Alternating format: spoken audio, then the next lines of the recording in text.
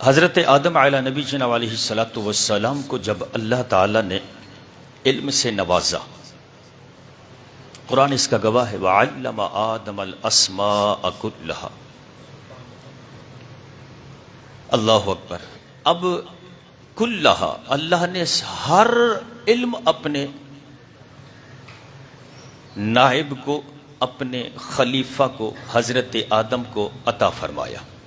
فرمایا اپنا خلیفہ بنانا چاہتا ہوں، حضرت آدم کو خلیفہ بنایا، اور پھر کیا دیا؟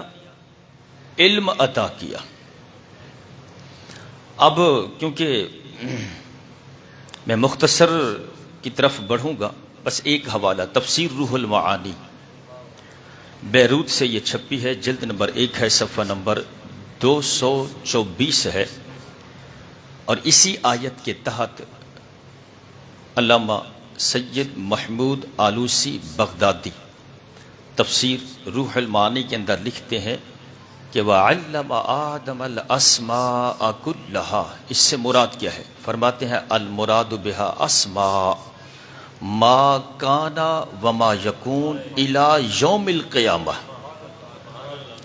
کہ اللہ نے وہ علم عطا فرمایا ہے، ہر چیز کا علم اور ہر چیز کا نام بتایا ہے، ما کانا جو پہلے ہو چکا تھا، وما یکون جو ہوگا، الی یوم القیامہ قیامت تک۔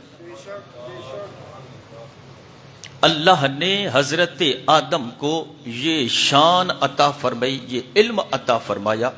اب جانتے ہیں کہ حضرت آدم بھی معراج والی رات ہاتھ باندھ کر میرے حضور کے پیچھے کھڑے ہوئے تھے۔